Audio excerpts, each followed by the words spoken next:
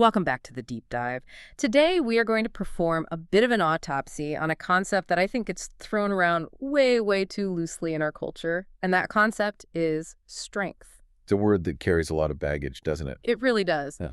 Usually, when we're trying to be strong, whether that's, navigating a high-pressure career, keeping a family afloat, or just dealing with the noise in our own heads, we default to what I call an additive mindset. An additive mindset. What do you mean by that? Well, we think strength is about what we need to do. We need to add a gym routine. We need to add 6 a.m. meditation. We need to add more grind, more hustle, more yes. Right. It's the more is better fallacy. Yeah. We treat mental strength like a collection of merit badges. Yes. If I just collect enough good habits, I'll somehow be invincible. Exactly. But today's deep dive is going to flip that script completely. We are digging into the work of Amy Morin and her book, 13 Things Mentally Strong Women Don't Do. And her core premise is that strength isn't just about adding more weight to the bar. It is equally, if not more so, about the specific things you stop doing. It's about subtraction. It's about subtraction. It's a fascinating inversion of the self-help genre, really. Morin uses a physical analogy that I think frames this perfectly, and it's one that really stuck with me. Okay. She says, imagine you are training for a marathon. You are doing everything right on paper. You're running 10 miles a day. You're lifting weights. You're getting your 8 hours of sleep. Those are your good habits. Okay, so I'm putting in the work. I'm doing all the things. You are. But imagine that every single night you come home and eat 3 glazed donuts and smoke a pack of cigarettes. Okay, well, the running isn't going to matter much at that point. Precisely. You aren't going to see the muscle definition or the endurance you're sweating for. The bad habits are actively canceling out the good ones. They're undermining everything. And Morin argues that mental strength works the exact same way. You can practice gratitude and mindfulness all day long, but if you are simultaneously engaging in junk food, mental habits. Mental junk food, I like that. Right. Like if you're envying your neighbors or spiraling into self-pity, you are just running in place. That is such a vivid way to put it. We spend so much energy on the workout, but we ignore the junk food we're feeding our brains. So the mission for this deep dive is to identify those specific junk food habits, specifically the ones that society tends to feed women, and figure out how to cut them out of the diet. A mental elimination diet. Yeah. But before we get into the list itself, which includes everything from beauty sickness to the brilliance gap, we have to talk about Amy Morin herself. Because when I was reading through the source material, her background stopped me cold. This isn't just academic theory for her. No, it's not. And I think that's why this book resonates so deeply with people who are actually struggling. Right. Morin is a licensed clinical social worker, so she has the academic chops. She knows the theory. She's got the credentials. Absolutely. But the 13 Things list wasn't born in a classroom. It was born out of a period of unimaginable personal tragedy. It reads like a worst-case scenario timeline. It's Right. just, it's brutal. It really is. She was working as a therapist, spending her days helping other people deal with their trauma when her mother passed away suddenly. Just out of the blue. A massive shock. Yeah. But, she's a therapist. She leaned on her training, and she leaned heavily on her husband, Lincoln. They started to heal. They started to rebuild. Then, in a twist that just feels cruel, 3 years later to the day, Lincoln died of a heart attack. And he was young, right? This wasn't an elderly couple. He was 26 years old. 26. I can't even process that. You're supposed to be starting your life, and suddenly you are widowed at 26. Exactly. Yeah. And the hits just kept coming. Shortly after she eventually remarried, her new father-in-law was diagnosed with terminal cancer. Oh my gosh. So she found herself staring down the barrel of this compounded, suffocating grief. She realized that the standard advice, just be positive, look on the bright side, wasn't just useless, it was insulting. It rings so hollow in the face of that kind of pain. Completely. So she sat down and wrote this list of 13 things not to do.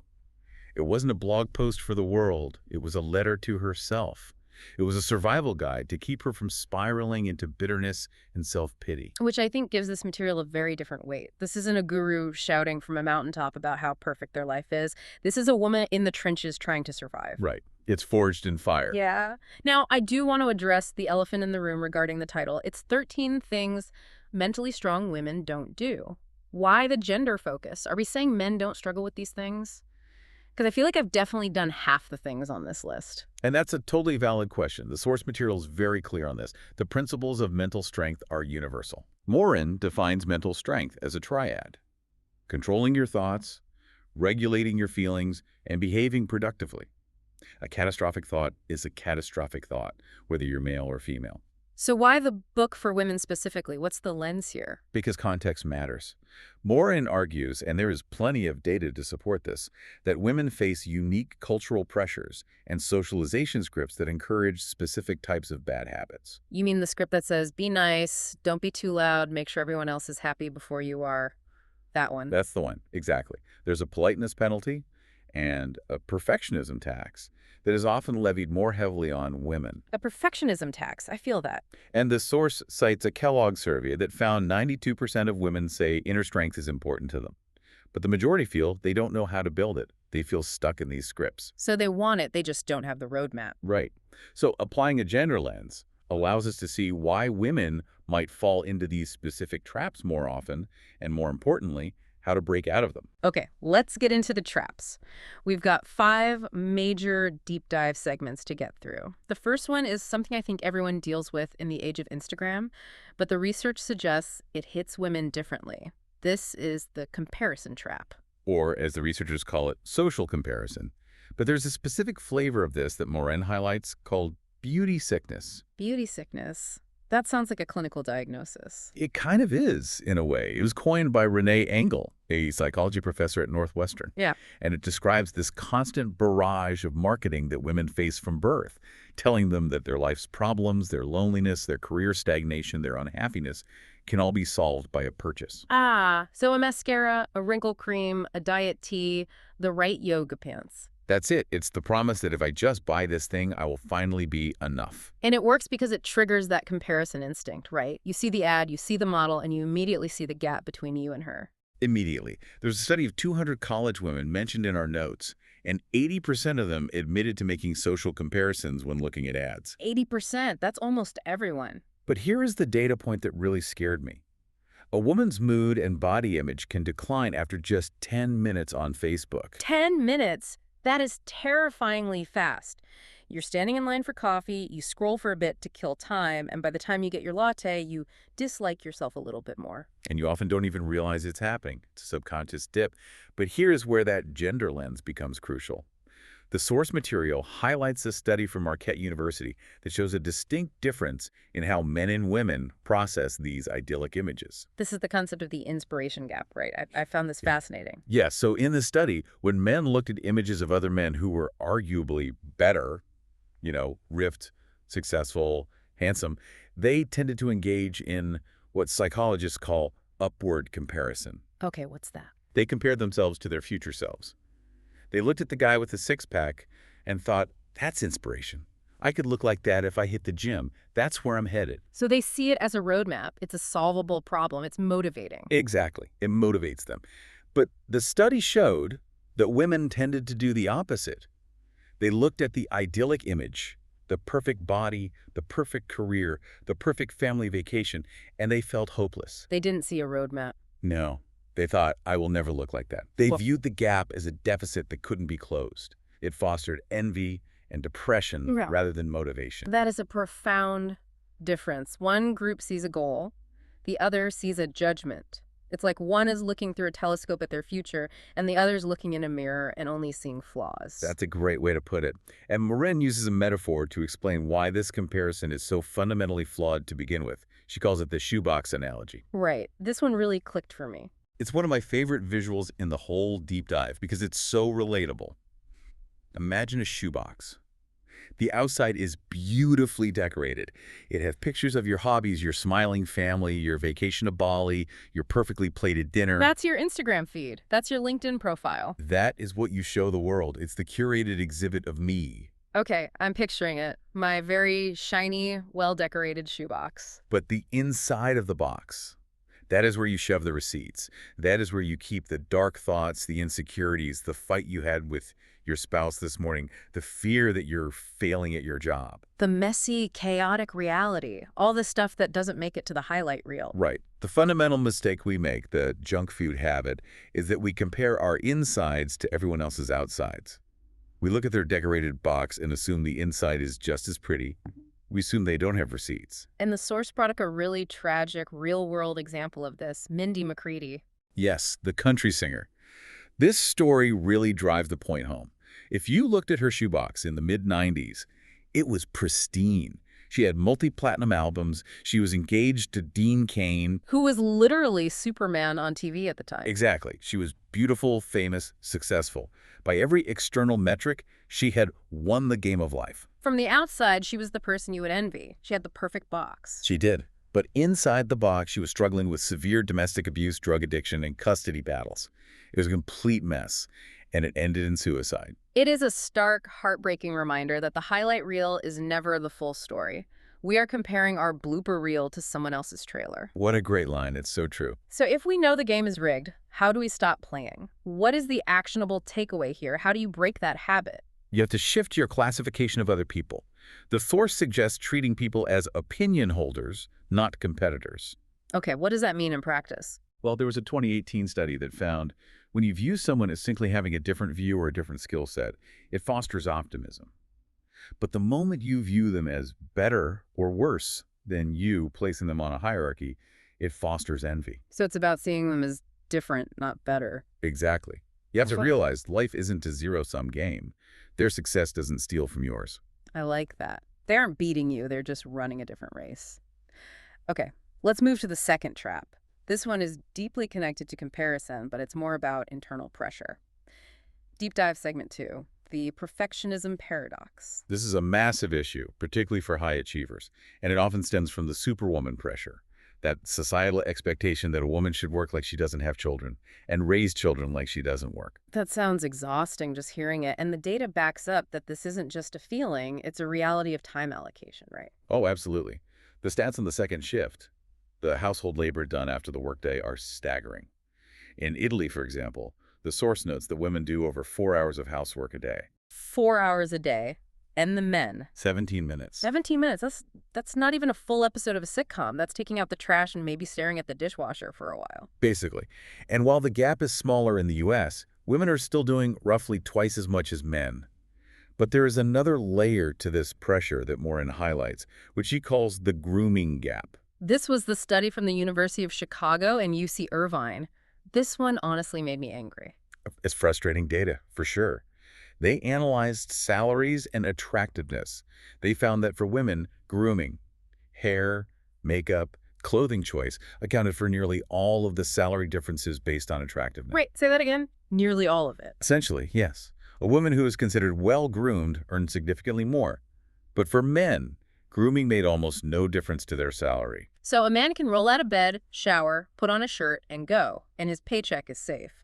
A woman is essentially paying a time tax and a money tax every morning just to be considered professional and be paid fairly. That's a good way to put it. And this feeds directly into perfectionism. You feel like you have to be perfect in your appearance, perfect in your home, and perfect in your work just to maintain your standing. But here's the crucial distinction the source makes. Perfectionism is not the same thing as excellence. I think we confuse those two all the time. We wear perfectionism like a badge of honor in job interviews. Oh, my biggest weakness. I just care too much. I'm a perfectionist. Right, it's seen as a humble brag. Mm-hmm. But Morin argues they are fundamentally different mechanisms. High achievers are driven by the desire to succeed. They are satisfied with a job well done. He can celebrate the win. Yes, but perfectionists are driven by the fear of failure. They're never satisfied because their goal is 0 mistakes, which is impossible. They finish a project, and all they can see is the one typo on page 40. They focus only on the flaw. And it is dangerous. The source cites a 2011 study from the Journal of Health Psychology linking high perfectionism to a 51% higher risk of early death. 51%. That seems incredibly high for a personality trait. That's like a smoking habit. It's because it creates chronic, low-level stress. It's linked to burnout, eating disorders, and heart issues. It is physically taxing to constantly try to avoid any crack in the armor. You are at a constant state of fight or flight. You're always braced for impact. So how do we dismantle it? If perfectionism is a fear response, how do we treat the fear? Morin offers a technique called, what would it mean? This is a cognitive behavioral technique, and it's super effective for digging out the root cause. The goal is to follow the fear all the way to the bottom. Like following a trail of breadcrumbs. Exactly. Let's role play it to show how it works. Suppose you are stressing over a report you have to submit. You are agonizing over fonts and phrasing. You tell yourself, this report isn't perfect. Okay, so I asked myself, what would it mean if it wasn't perfect? Right, what's the answer? Be honest. What's the first fear that pops up? I guess it would mean my boss might find a mistake. Okay. And what would it mean if your boss found a mistake? It would mean he thinks I'm not detail-oriented. Maybe he thinks I'm stupid or careless. And what would it mean if he thought you were stupid? It would mean I'll never get promoted, I'll be stuck here forever. Or worse, maybe I'll get fired. And finally, what would that mean about you as a person? It would mean I'm incompetent. I'm a failure. See what just happened? We went from a typo in a report to I am fundamentally incompetent in 4 steps. Wow. Yeah, when you say it out loud, it sounds ridiculous. But in your head, in the middle of the night, that logic feels absolutely real. That's the point. Perfectionism is usually a mask for a deep-seated fear of unworthiness or unlikability. Once you expose that irrational link using the what would it mean chain, you can start to break it. You realize, okay, a typo is just a typo. It's not an indictment of my soul. That is a powerful tool, and it leads us perfectly into our next segment, because usually the reason we try to be perfect is that we're terrified of showing vulnerability. We think vulnerability is weakness. Deep Dive Segment 3, Vulnerability and the Weakness Myth. This is complicated for women because, frankly, there's a double standard regarding emotion. Oh, a massive one. We tell little girls it's okay to cry, but the workplace seems to have a completely different rule book. It really does. The research by Kimberly Ellsback at UC Davis shows that professional women who cry at work are often labeled manipulative or unprofessional. But it's not just sadness. The research on anger is even more revealing, and I think this study is the smoking gun for why women learn to suppress their emotions. You're talking about the mock jury study. This one was a real eye-opener. Yes, published in Law and Human Behavior. So picture a jury room. They set up a scenario where the mock jury is debating a case.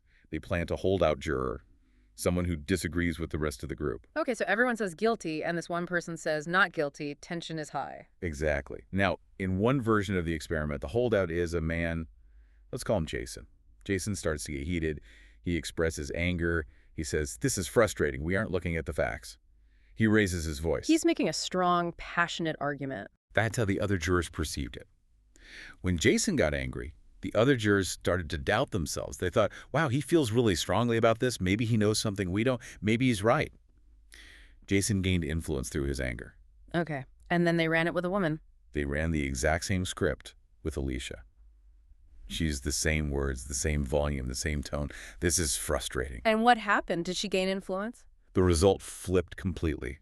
When Alicia expressed anger, the group became more confident in their opposing view.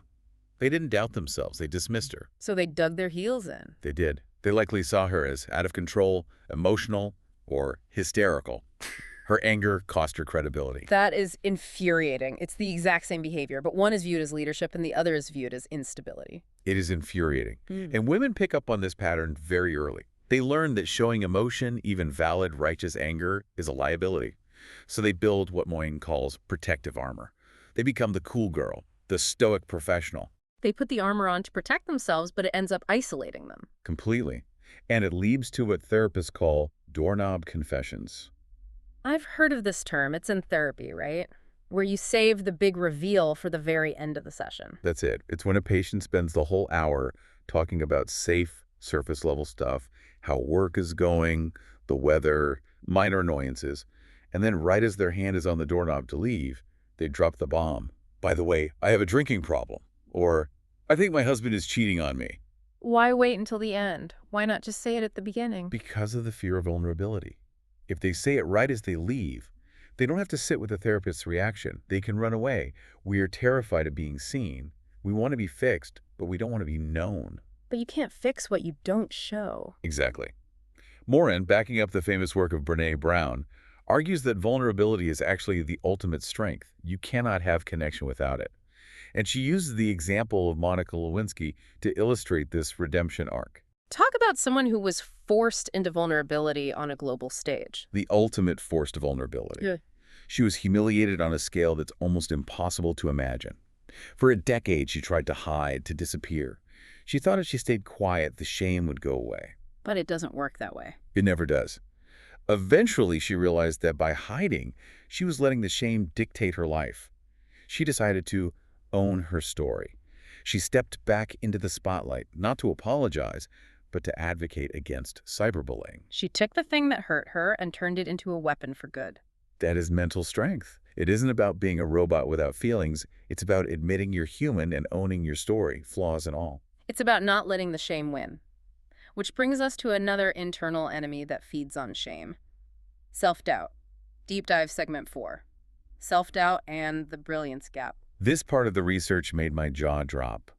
We often think of self-doubt as something that develops in adulthood, maybe after a bad breakup or getting fired from a job. But the research shows this starts terrifyingly young. How young are we talking? College? High school? First grade. First grade? No. Yes. There was a study published in the journal Science looking at 5, 6, and 7-year-olds. They told the kids a story about a really, really smart person, but they didn't specify the gender of the person in the story. Then they asked the kids to guess who the story was about. Okay, so they're projecting their own ideas of brilliance onto the character. Exactly. And at age 5, the results are great. Boys guess it's a man, and girls guess it's a woman. Everyone thinks their own team is brilliant. Confidence is high across the board. So at 5, we're all good. There's no gap. But by age 6 and 7, just 1 or 2 years later, that shifts dramatically. The girls stop selecting women as the really smart ones. They start selecting men. Whoa. And crucially, when given a choice of games to play, the girls started avoiding games that were labeled for smart kids. They chose games labeled for hard workers. So that's the script that gets written in our heads at 6 years old. Boys are brilliant, girls try hard. It appears so. And that script plays out for the rest of their lives. We see it so clearly in the Cornell University study on science quizzes. Okay, tell me about that one. They had men and women take a science quiz. Yep. They looked at the actual performance, and they scored basically the same. In fact, the women actually scored slightly higher on average. Okay, so the competence is equal, the ability is there, no question about that. None. But when asked to estimate their score, the women underestimated themselves significantly. They thought they got a 5.8 out of 10. They actually had a 7.5. And the men. They overestimated. They thought they crushed it, even when their scores were lower. And here's the so what moment. Why does this self-assessment matter if the score is the same? Who cares what they thought they got? Because of what happened next. The researchers offered the students a chance to enter a follow-up science competition. Ah, okay, I see where this is going. 71% of the men signed up.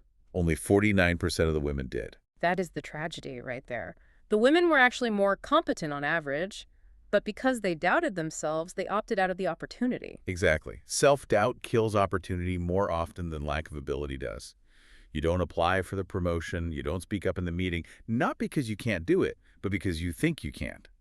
The doubt does the damage. So how do we stop the spiral? Because telling someone, just be confident, is the most useless advice on the planet. It really is.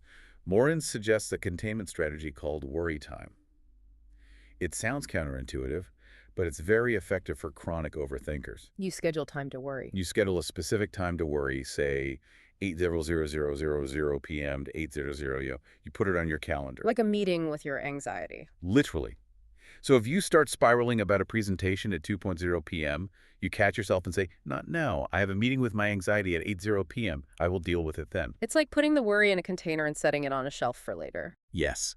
It prevents the doubt from contaminating your entire day. And usually, by the time 8:00 p.m. rolls around, the emotion has cooled off. The worry feels much less urgent or scary than it did in the heat of the moment. You've broken the immediacy of the loop. I'm going to try that. Sorry, I can't panic right now. I'm fully booked until Thursday.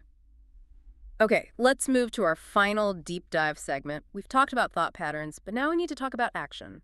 Deep dive segment 5. Action, challenges, and rule breaking. This connects directly to the confidence gap we just discussed. There is a great study by Zachary Estes using spatial puzzles 3D mental rotation tasks. Historically, men outperform women on these tasks. And usually people say, oh, well, men's brains are just better at spatial reasoning. They make a biological argument. Right, that's the default explanation. But Estes tested that. In phase 1 of his study, the typical gap appeared. Men did better, but he noticed something interesting in the data. The women were skipping the questions they weren't sure of. Ah, so they didn't want to get them wrong. They were playing it safe. Exactly. So in phase 2, Estes changed the rules. He forced everyone to answer every question.